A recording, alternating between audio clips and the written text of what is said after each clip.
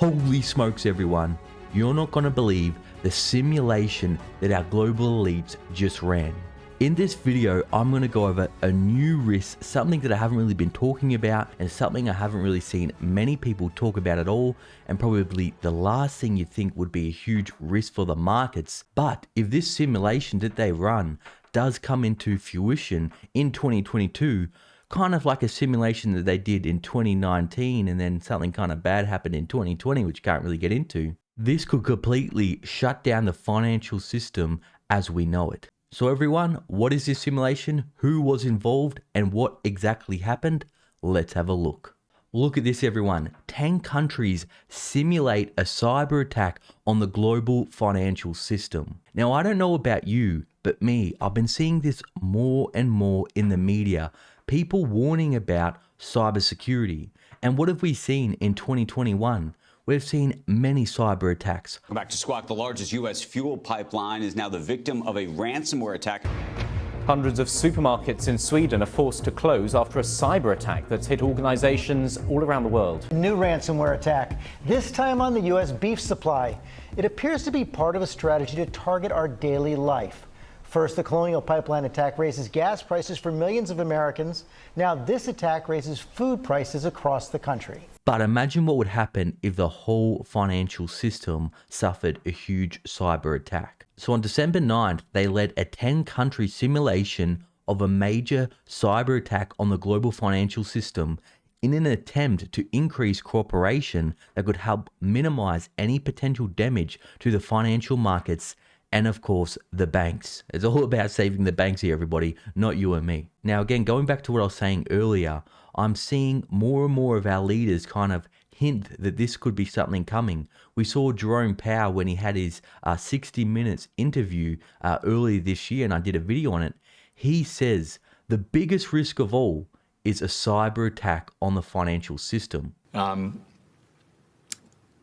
I would say, cyber risk, the risk of a successful cyber attack is for me, always the most, one that we would be very difficult to deal with. I think we know how to deal with bad loans and things like that. I think more a cyber attack that were to take down a major financial institution or financial market utility would be a really significant financial stability risk that we haven't actually faced yet.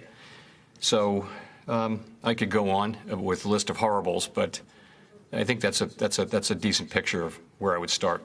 We also seen our favorite man, Wob, aka Dr. Evil. He's warned of huge cyber attacks that will be coming. And some would say this is just them getting people used to the idea of when it comes, and then they'll have the problem reaction solution.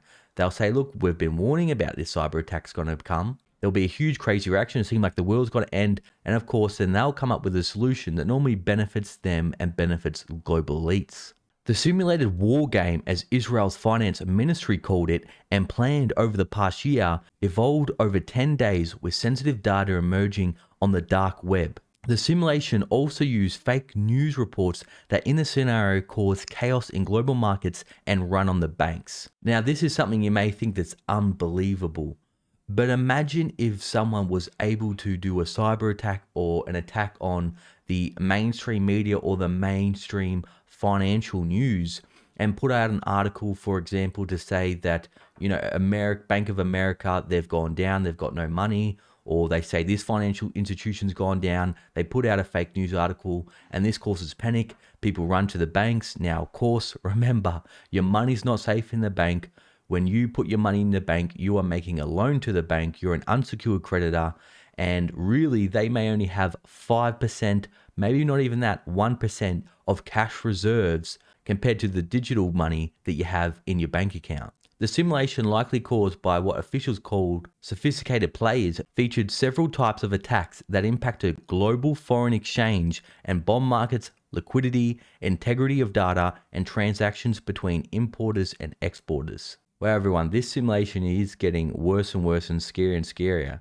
And we may think that this would never happen, but look what happened in 2020. I'm sure in 2019, none of us thought that would happen, but it did. So it says here they could attack the global foreign exchange markets. And imagine if all of a sudden global currencies and exchange rates went haywire. They could freeze up liquidity in markets like the bond market, and also data on the stock market for transactions could be lost or manipulated. And listen to this. These events are creating havoc in the financial markets, said a narrator of the film show to the participants as part of the simulation and seen by Reuters. Israeli government officials said that such threats are possible in the wake of the many high-profile cyber attacks on large companies, and that the only way to contain any damage is through global cooperation, since current cybersecurity is not always strong enough. Now listen to this statement, everybody. This is huge.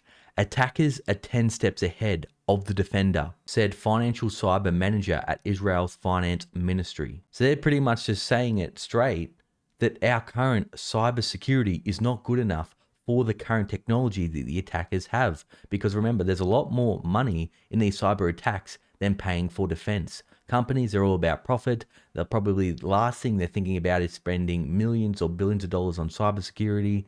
And so these criminals, they are finding leaks in the system, and it's only a matter of time before they find a leak in the financial system. And these are the countries that were involved in this simulation. Participants in the initiative, called Collective Strength, including Treasury officials from Israel, the United States, the United Kingdom, United Arab Emirates, Austria, Switzerland, Germany, Italy, the Netherlands, and Thailand, as well as representatives from the International Monetary Fund and World Bank and Bank of International Settlements.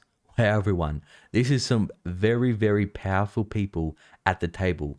The World Bank, the IMF, the Bank of International Settlements. These are the bankers for the banks. These are the shadow banks. These are the people that really run the financial system and run the world. These unelected officials that you may not know much about. The narrator of the film in the simulation said governments were under pressure to clarify the impact of the attack, which was paralyzing the global markets. The banks are appealing for emergency liquidity assistance in multitude of currencies to put a halt to the chaos as counterparties withdraw their funds and limit access to liquidity, leaving the banks in disarray and ruin. Again, people, this may seem like the extreme and impossible, but bank runs in the early 1900s were very common, and it caused absolute chaos. Now again, can you just imagine what would happen in this situation? They put out an article, your bank's got no more money. People are running there. This is going to cause chaos. People all of a sudden may not be able to withdraw their money from their cryptocurrency exchanges, maybe from their stockbrokers. Credit cards will go down. Lines of credit will go down. You won't be able to buy groceries from the grocery store or put fuel in your car. But really, the worst case scenario is if they could do a sophisticated attack on the financial system and send the value of assets to zero. Now imagine if that happened, everyone. You may think it's impossible, but everything digitalized these days, what you think is impossible is in fact possible, and this is what they're warning about. The participants discuss multilateral policies to respond to the crisis, including a coordinated bank holiday, debt repayment grace periods, swap/repo agreements, and coordinated delinking from major currencies. So again, everyone, problem, reaction, solution. The solution that they could give is banking holidays. Maybe you won't be able to access your money in your bank account. Like we saw in 2020 when all of a sudden nobody had to pay their loans. You know, it was just free money for all.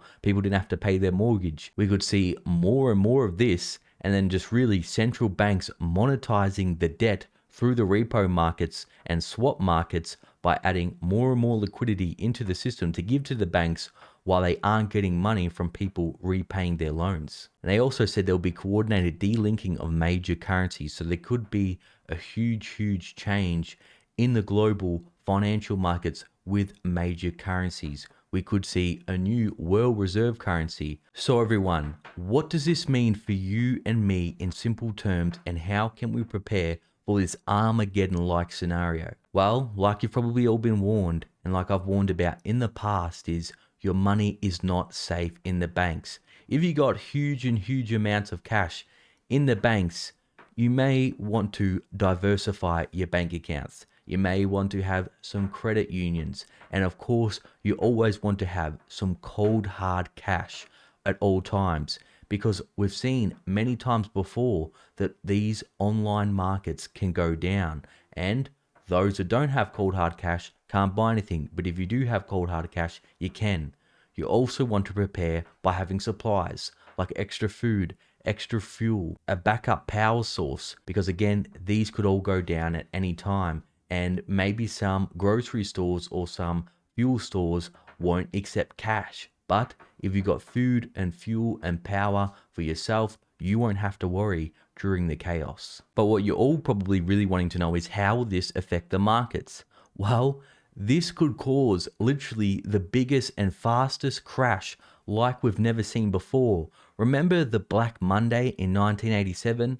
That was caused by computer algorithm problems, and that caused the fastest stock market crash in history, with the stock market falling about 20% in just one day. Imagine if there was a cyber attack on the stock market and then all of a sudden the circuit breakers weren't triggered and it just caused a free fall in the stock market, and it triggers the algorithms to continue to sell and sell. All the people that have margin debt get margin calls, and once the financial system is hacked, what do you think people are going to do? They're going to lose faith with keeping their stocks with these brokerages. They're going to lose faith with keeping their money in the banks. This is going to cause bank runs. This is going to cause people to pull out their money out of cryptocurrencies and also out of stocks, and they're going to go to real hard assets like real estate, gold, collectibles, and art. So again, everyone, I just want to warn you, it is time to prepare for a scenario like this. And I would not be surprised if we see some kind of financial institution suffer one of these cyber attacks in 2022, because they normally always warn us before these things soonly come. But everyone, that was just my thoughts and opinions on this situation. When I saw this article and this news come up, and I've continued to see it, I thought this was very important for me to share this with you. But what do you think? Let me know. Now, for all my loyal viewers and subscribers still watching, you're awesome. Thanks for watching. I'll see you in the next video.